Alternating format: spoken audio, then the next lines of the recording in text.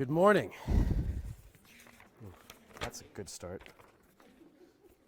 Looking for my hooray sign. That's over here. Huh? Good morning. Stand by. Yes, please. If I get a boo at some point, I'll know where to look. Good. Joe, thank you for that, leading us in that time of prayer. One of the reasons that even though it's sometimes awkward and you sort of, if you're not used to praying out loud, you think, what's happening? But as a church, we're committed to this idea that's from the Bible, that we have a good Father in heaven who's listening. He doesn't go on vacation. He doesn't get busy sometimes. He always hears us, and he always answers. And we can ask him for the big stuff and the little stuff. And because he's a good Father, he just loves it when we come and talk to him.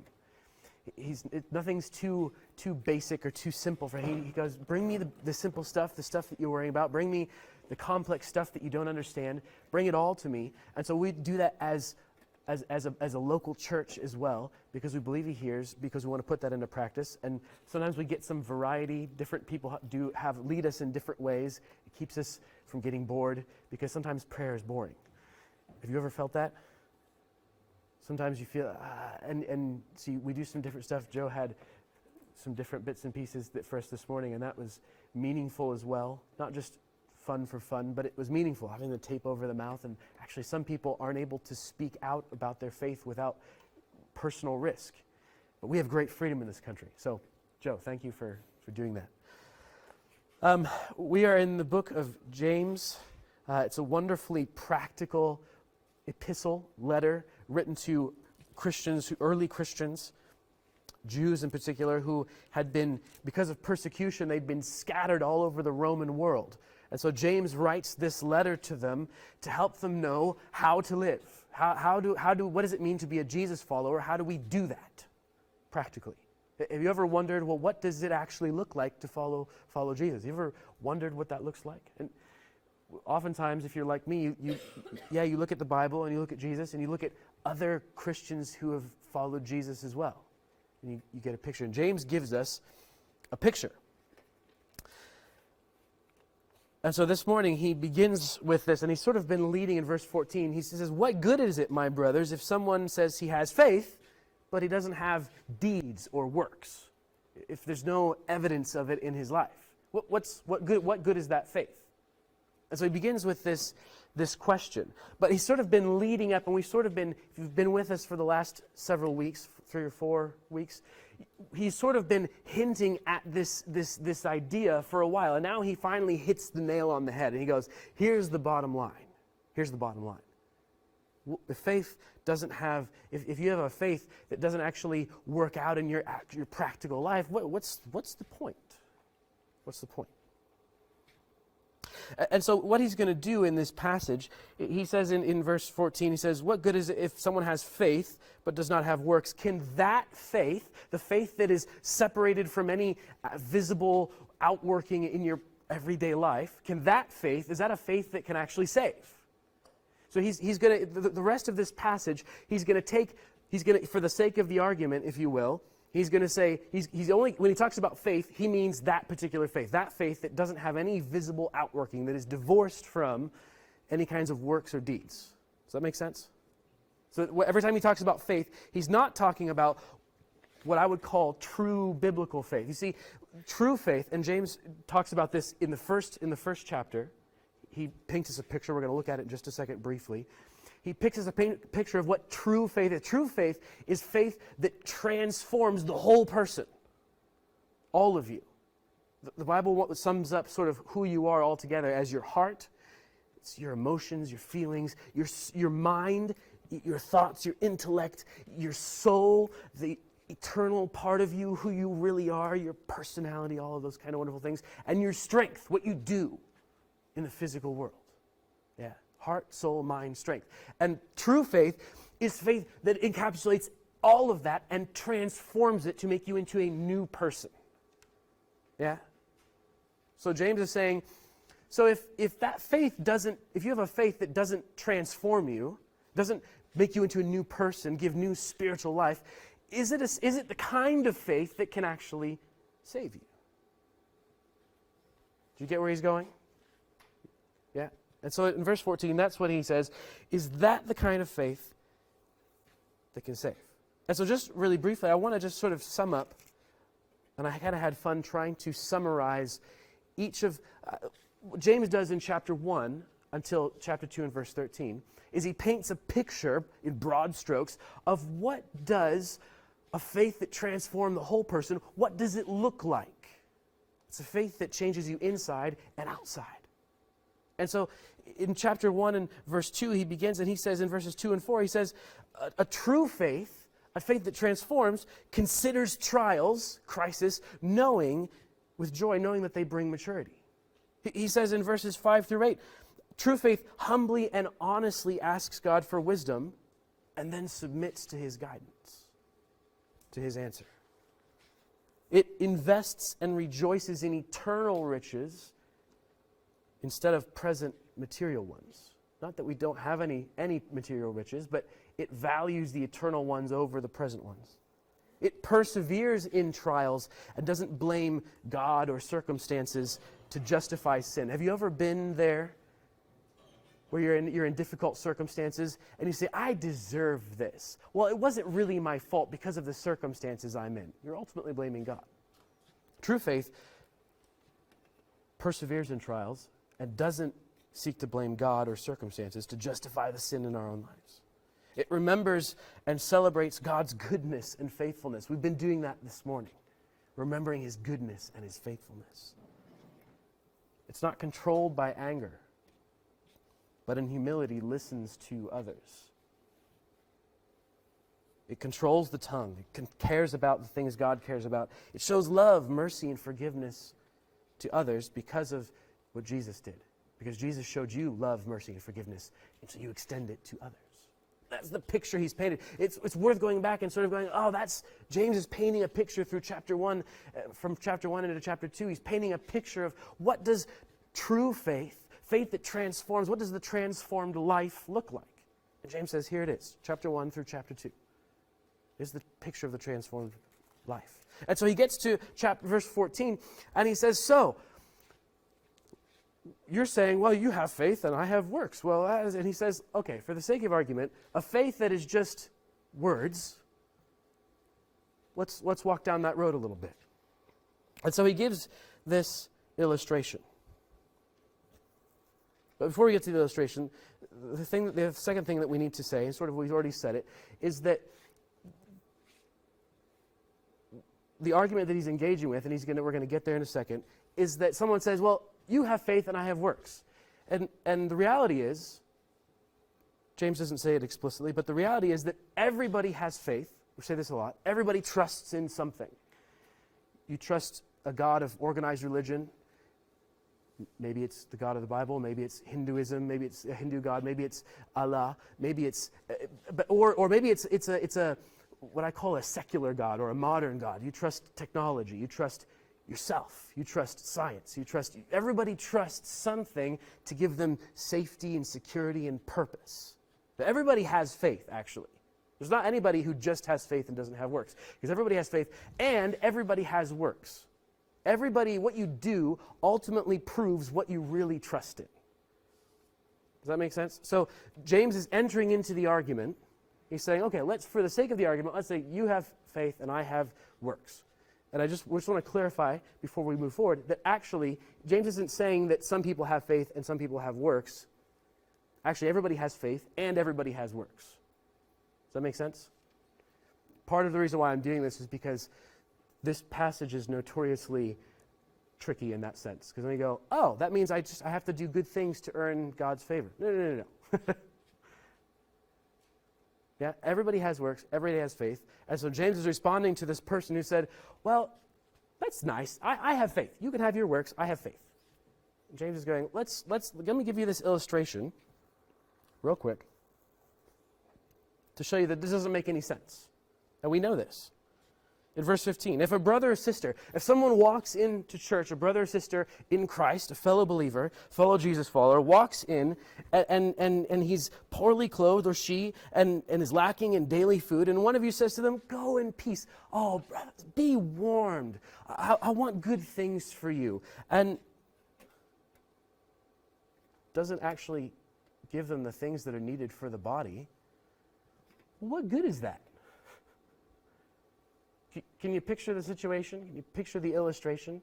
Imagine if it was you and you walked in and you were cold and hungry and you walked in to this place where you know people. This isn't just a stranger. This is someone we know. This is Emma or Paul or Max. It's someone we know, who we love, who's a fellow follower of Jesus, and they come in and they're in need, and you say lots of nice things. Oh, be warmed. I hope you get the food you need. And then you just, see ya. It's just talk. It doesn't cost you anything. It doesn't help them. It doesn't do, what good does it do? Can you feel James's frustration a little bit? He's like, come on, guys, this is obvious. It doesn't help anybody.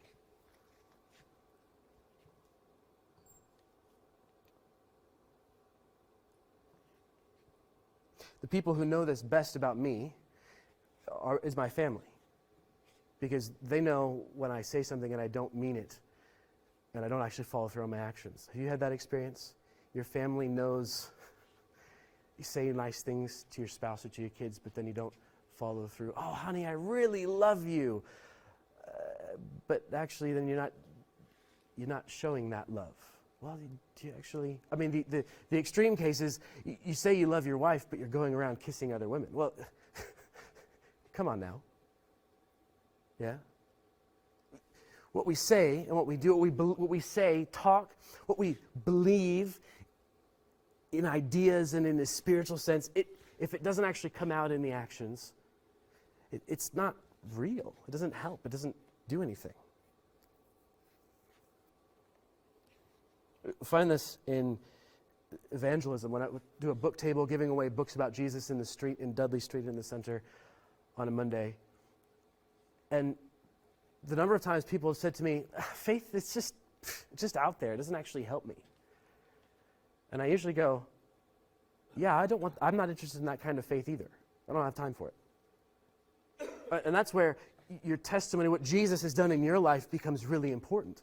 Well, actually, my faith, Jesus changed my life. I'm not the same person anymore. The reality is I'm a mean son of a gun. And Jesus is changing my heart slowly. Truly. Yeah? I'm not a very nice person. I discovered that over the weekend. But Jesus is changing me, convicted me of, you need to go talk to your child who you spoke harshly to. So I went and asked forgiveness. Yeah. Faith actually is working. It's changing me. Because Jesus is saying to me, hey, my son, you're not treating your son very well. Faith. Actions. James says it doesn't make any difference if it's just words. Talk is cheap. But faith transforms you. It reminded me of there's Psalm 115. The psalmist writes about people who worship idols. And he says, their idols are deaf and dumb and can't do anything. And he says, actually, the people who worship them are becoming like them. They're becoming like the thing that they worship. That's the connection between faith and works again. The thing that you really trust, you ultimately start to look like it. We know this in a human sense. I have a good friend that I used to work with at a church, and I would come home, and Rensko would say, you sound just like him. I spent all kinds of time with him. We talked, and I started to use phrases that he used and do stuff that he would do. Right? Yeah, we become like the thing that we love in a human sense, but in a divine, ultimate sense as well. The thing that you trust. What are you trusting right now? Are you trusting Jesus or are you trusting something else? Because it works out in your life. And so James continues in verse 17, and he says, so faith by itself, if it doesn't have works, is actually a dead faith. Yeah. The point here isn't just that, well, if you trust in a god of one of the Hindu gods, well, your works need to be in line with that, and then you're okay. And if you're trusting in Allah, then your works need... No, he's saying, no, actually, there's only one place to find living faith. That's in Jesus. And so if your faith is not in him, and your works, your life doesn't align with that, then it's a dead faith. It can't save you. It's a dead faith. That's the first of two kinds of faith that don't transform. This idea of a dead faith, one that is only in your mind, in your head. It's just words, it's just talk. When I lived in France, people used to say to me on the street all the time, "Je suis croyant mais pas pratiquant." I believe, but I don't practice. And we always go, well, logically, and French people love philosophy and logic, logically that doesn't make sense. Croyant mais pas pratiquant. Believer, but you don't practice. What? You don't really believe then. It's a dead faith.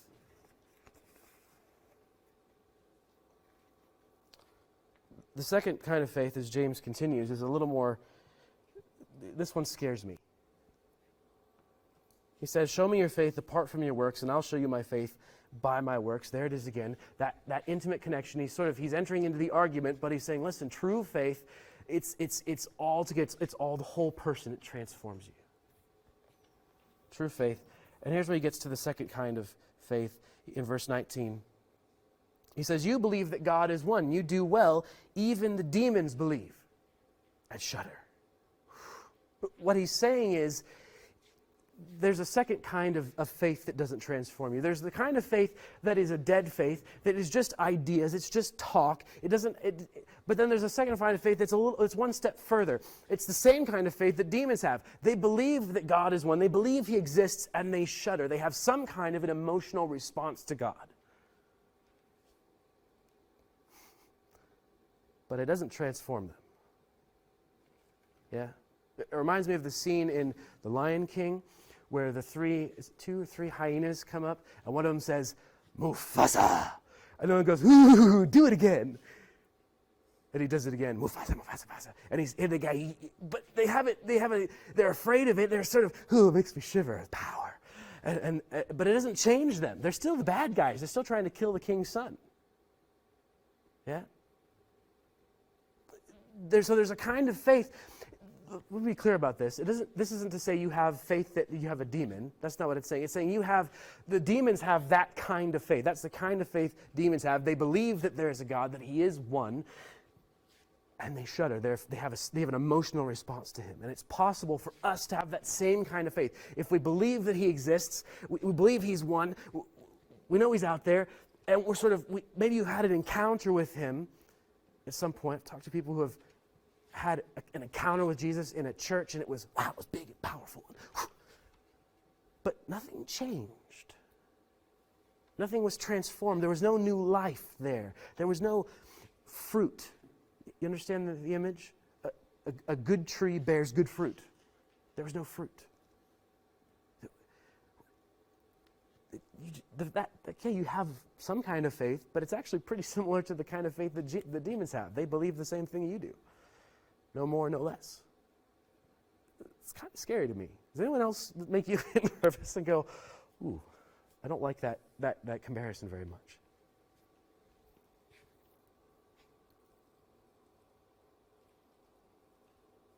There's two kinds of dead faith. Friends, this is so key. This because we live in a world that says it doesn't really matter what you believe as long as you believe something. Yeah, it does matter what you believe. Because you could believe some wrong stuff, and ultimately, one day, what you believe is going to get worked out in your actions. I think I said this last week, but I talked to someone recently, and they said, "I don't think it really matters what you believe." And it was a person whose skin was a different color than mine. And I said, "Actually, I think it does matter what you believe, because there are some people who believe certain things that say that ultimately that people with a certain color of skin are better than people with a different color of skin. And I think that's wrong." And he kind of went, "Oh, yeah, there are some wrong things that you can believe. And we know that they're wrong because they work out in wrong ways." But we live in a world that says, well, faith is over here. And this makes us countercultural. This makes us, as Jesus followers, this makes us weird, because we're saying, no, faith isn't just over here, contained in that sphere. It's not compartmentalized. Faith is for the whole of life. You tracking with me? James is going, this is the heart of the matter. This is the heart of the matter. And so he gets to verse 21. And he gives us two illustrations of the kind of faith that transforms. The kind of faith that transforms. The first one is Abraham. If you turn with me just briefly to Genesis in chapter 15. We're just going to trace the story of Abraham briefly.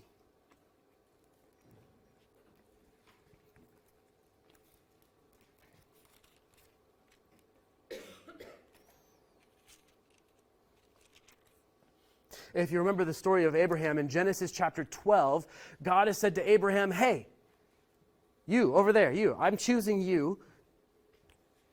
Leave your home and your family and your friends and go to a far-off country that I'm going to show you. He doesn't even tell him where it is. He says, follow me. I'm going to take you to a new place, and I'm going to make you to it a big family. And so Abraham trusts God, and he leaves.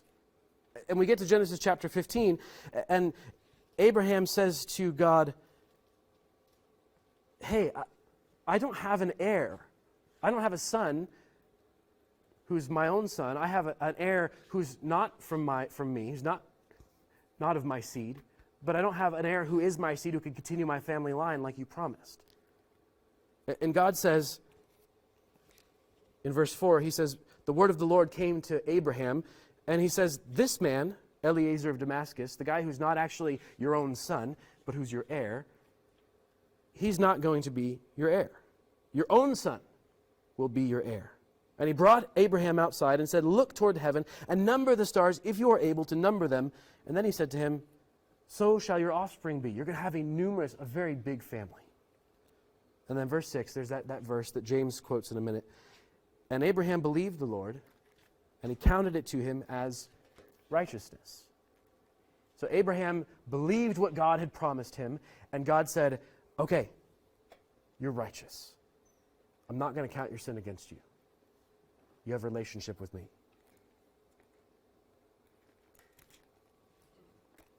And James, if you flip back to James, stay in Genesis, but flip back to James. James references a second event afterwards. Verse 21, Abraham our father was justified by works when he offered up his son Isaac on the altar.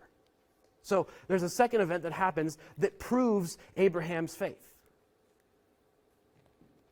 And to get there, we need to go back to Genesis in chapter 15, and we need to skip forward a couple of chapters to Genesis in chapter 22.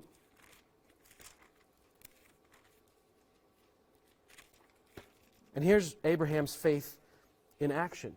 God says to him, Abraham, see, by this time Abraham has a son, Isaac, his only son, the son through whom God is going to fulfill his whole promise. And God says, Abraham, I want you to take that son, who is the embodiment of my promise to you, and I want you to sacrifice him. Now, our modern sensitivities go, whoa, God's asking him to sacrifice his child. Just wait. And so Abraham says, okay, and he starts to obey. Hebrews actually tells us that Abraham believed that God would be able to raise his son back from the dead. So Abraham starts to obey. He builds the altar. His son trusts him as well, puts him on, and he's about to stab him with a knife, and God says, stop! Now I know that you trust me. God's the God of the universe. He's allowed to do stuff like that. He says, stop. And he provides a ram, and he says, Abraham, now I know you trusted me. I know you love me. And I'm going to bless you. You see, back in chapter 15, Abraham had said God recognized his faith because he knew he had it. But actually, in chapter 22 was the moment when, in the real world, in the physical world, we actually see that his faith was real. God already knew. But Abraham needed to know for himself. And it helps us as well. We need to know. His faith inspires us. It was a messy road to get there. If you know the chapters in between chapter 15 and chapter 22, God says, I'm going to provide a son for you. And Abraham goes out and immediately goes to Egypt and almost lets Pharaoh take his wife as his own wife because he's calling it. He's like, well, this is just my sister. And Pharaoh says, well, I'm going to take her. And God says, no, you're not. And then later on, Sarah gives Abraham her handmaiden as a concubine because she's like, well, God's not going to fulfill this promise, so I better do something about it myself. And Abraham says, sure, let's do it. And that doesn't work out so well. It's a messy road to get to that place. But the reality is that Abraham had a faith that worked out in reality. And here's the thing that encourages me, and why I'm tracing this a little bit, is that what James is saying is that he's not saying that you have everything all at once, faith and works, and you're perfect right there. No, it's a faith that transforms you over time. And sometimes it's messy. Have you discovered that in your life? Like Abraham's life? You know God has promised certain things. You try and make it happen on your own strength. It goes bad. And you're going to come back to Jesus and go, I'm sorry. Please forgive me. And he goes, yes, I do. Always. And you keep walking on. But Abraham had that faith that worked out in action in the midst of the mess. There was those times. And he needed to know for himself, yes, my faith is a true faith. Look in James in chapter 2 and the next illustration. Rahab, polar opposite from Abraham. Polar opposite. Abraham was he was the father of the people of God, Israel. Rahab was from the enemies of God, the Philistines, blocking their entrance into the promised land. And it says, Rahab, the prostitute, justified by works when she received the messengers and sent them out by another way. Let's just turn back to Joshua really briefly. Genesis, Exodus, Leviticus, Numbers, Deuteronomy, Joshua. Joshua chapter 2. The people of Israel have been brought out of Egypt. Remember, they were slaves in Egypt for 300 years. God brings them out as he promised to do. And they're at the border of entering into the land he promised them, but there's this big city, this stronghold city that is blocking their entrance. And God says, I'm going to take down this city. And so they send out spies in, and the spies come into the city, and Rahab hides them. She meets them, she brings them into her house. And in verse 8, chapter 2 and verse 8, she brings the men into the house, and she hides them. And so before the men lay down, she came up to them on the roof and said to them, I know that the Lord has given you the land, and that the fear of you has fallen upon us, that all the inhabitants of the land melt away before you. For we have heard how the Lord dried up the water of the Red Sea before you when you came out of Egypt, and what you did to the 2 kings of the Amorites who are beyond the Jordan, to Sihon and Og, whom you devoted to destruction. And here it is in verse 11. As soon as we heard it, our hearts melted, and there was no spirit left in any man because of you. For the Lord your God, he is God in the heavens above and on the earth beneath. Now that sounds like a statement of faith to me. Your God is the true God. And so what did she do? Well, if you follow the story through, she sent the spies out of the city by the back door, another way, so that they wouldn't get caught. And she says, hey, I want to be with part of your people. Will you rescue me and my father's family? And they say, yes. You need to put a scarlet cord out your window so we know which house is yours. And she did. And she became part of the people of God. If you know Rahab's story a little bit, she was a prostitute in the city of Jericho, and she joined the people of God. She married an Israelite man. She was the great-great-grandmother of Boaz, who Ruth married, who was also the great-great-great-great-grandmother of David, who was the great-great-great-great-great-grandmother of the Lord Jesus. Matthew chapter 1.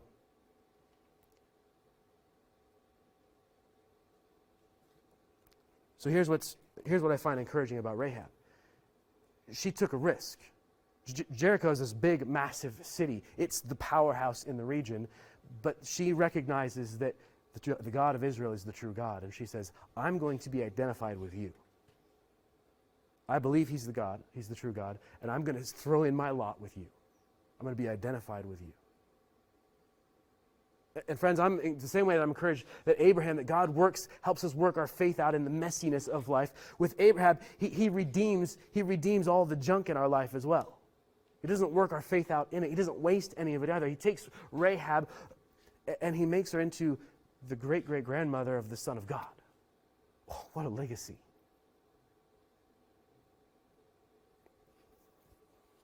I think there's two applications we can take away from those two people. For Abraham, the question that I found myself asking was, what do I need to sacrifice on the altar of faith? Is there something that I'm holding back from the Lord?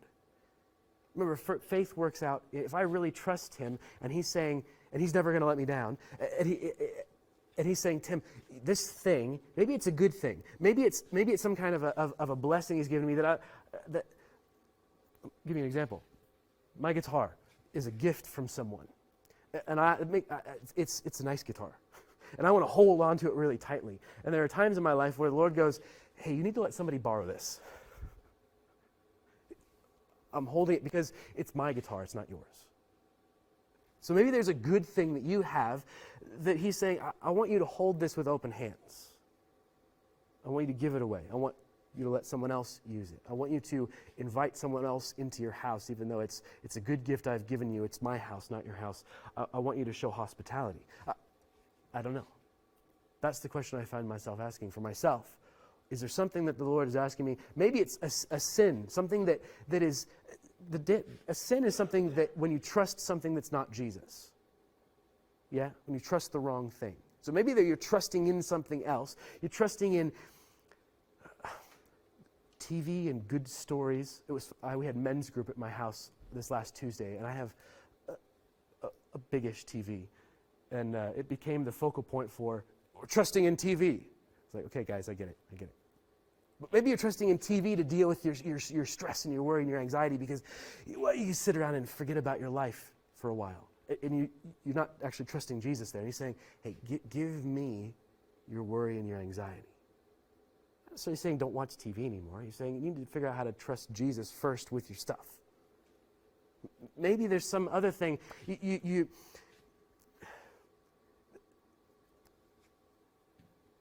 Maybe at work. And you're cutting corners to get ahead. You're not playing. You don't have integrity before the Lord in that sense. You're doing whatever you have to do to get ahead. And Jesus is saying, "Hey, I own the system. You don't need to cut corners. You can honor me in your work. You can treat people well. You can treat your bosses with respect. You can treat those underneath you with respect. You don't have to play the game. I can take care of you." And He's saying, "Hey, give that to me." Maybe it's in your love life, maybe it's your spouse or boyfriend, and you're doing things that actually you're not trusting Jesus to fulfill those needs. He's saying, hey, I've got the right person for you. Hey, I know it's tough with your spouse right now, but hey, you need to trust me and not try and take care of it in your own strength. I could fix that stuff. And friends, when Jesus fixes it, it's way better for you. Yeah? It's way better. Because when we fix it, it's like putting a Band-Aid over a knife wound. You're still bleeding. Yeah, you're still hemorrhaging. Jesus says, hey, let me actually fix it. Trust me. Is there something that you need to sacrifice on the altar of faith? Something you need to offer up and say, Jesus, I can't do this anymore. I need to give it to you. When I look at Rahab, I find myself asking, man, I'm impressed by how she said, I want to be identified with the people of God. There's a huge risk in that. What if somebody finds out what she did? She's risking her life. And so the question I found was, where do I need to stand up and be counted? Is there somewhere I need to stand? Do you understand that imagery? Stand up and be counted, where it's not popular. Is there somewhere where I need to stand up and say, yeah, I am a Christian, actually? I tell this story sometimes. It always sticks in my head. I was at university, and some friends were saying, hey, come and do this with us on a Sunday. And I studied music, so it was an easy excuse. I said, I can't. I've got this music group I play music with. It was the worship team at church. But I avoided talking about church and about Jesus. Jesus isn't holding that against me. We've talked about it. He's forgiven me. But maybe there's a time, there's somewhere where you're going, actually, I need to say yes. I'm with Jesus. Maybe the harder thing is, yes, I'm with the people of Jesus. Yeah? I hear that one on a regular basis. I like Jesus, but I don't like the church very much. Yeah, I don't like the church very much either sometimes. The problem is Jesus loves his church enough to give his life for her. And so maybe the risky thing is saying, I love Jesus, and by association, I'm going to be associated with his people. Some people have been talking to me about baptism. That's what baptism essentially is. It's saying, yep, I'm with Jesus, to everybody who will listen. No doubts. I want to clear everything up. I'm with Jesus. If you haven't been baptized, maybe you need to be baptized. Is there some way that you need to step out, step up, stand up and be counted? Take a risk for Jesus. I like to keep my head down, go unnoticed. And Jesus is saying, hey, I've got all the power you need. I can protect you. I can take care of you.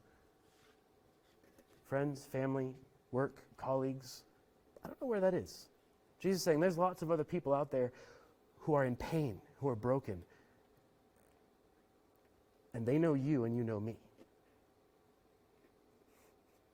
Take a risk. Is there something you need to sacrifice? Is there something you need to offer up to Jesus? And is there somewhere where you need to go, I need to stand up and be identified with Jesus?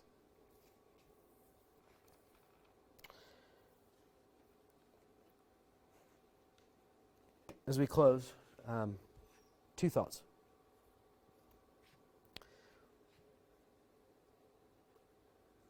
I think James is writing this not so that we can stand around and judge each other and go, oh, Best doesn't have this work and this work. He's not really trusting Jesus. No, that's not what James's goal is. He's not doing this so that we can stand around and judge each other.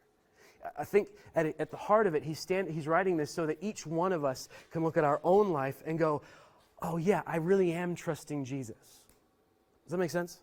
I think that's the heart of it. 'Cause has everyone ever been there? How do I know I've been trusting Jesus all through the past year or past 3 months or past whatever crisis you're going through? How do I know that I've actually been trusting him?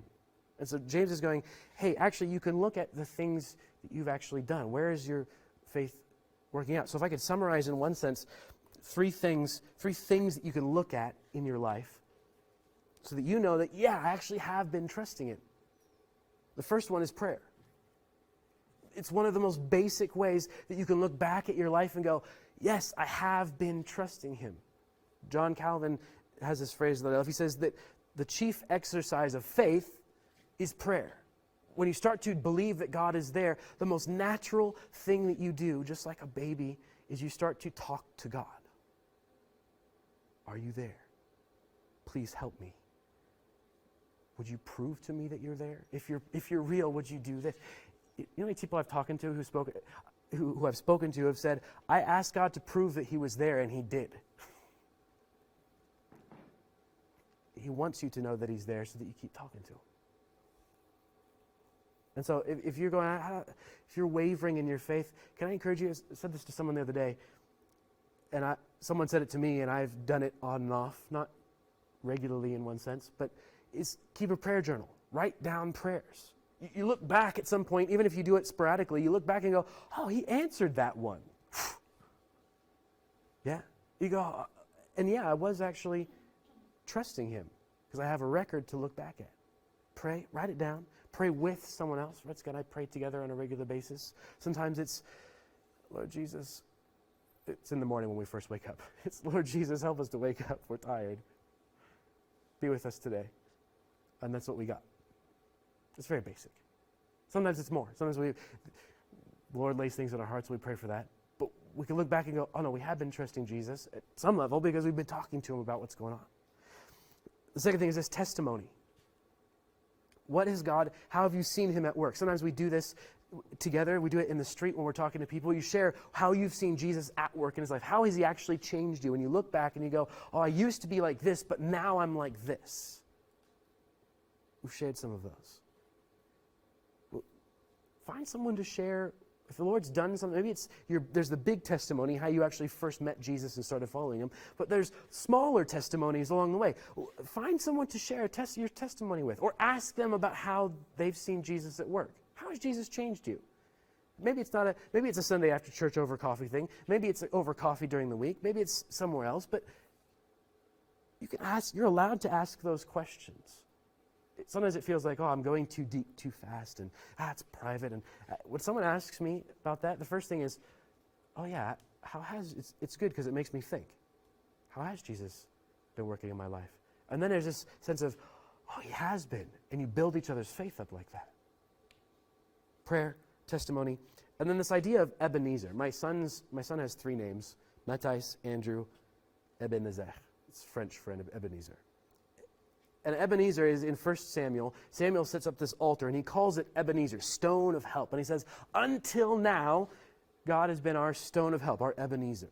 And so the principle is this idea of looking back. Again, it's looking back to see where has God intersected. It's sort of similar to testimony, but it's looking back and going, God, and sometimes you only know it retrospectively.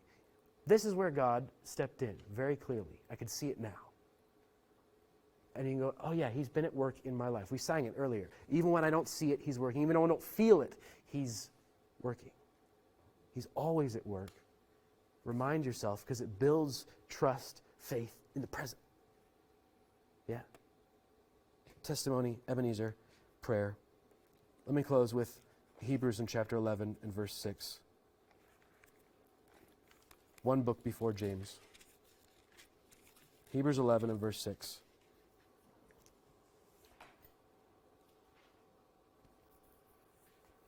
This is where that idea that the most basic action of faith is talking to the Lord. It says in verse 6, and without faith it's impossible to please him. For whoever would draw near to God must believe that he exists and that he rewards those who seek him. Friends, we need to be talking to Jesus. And you ought to be able to look at your life and go, here's how I'm trusting. It's working out. I'm being transformed. Let's close in prayer.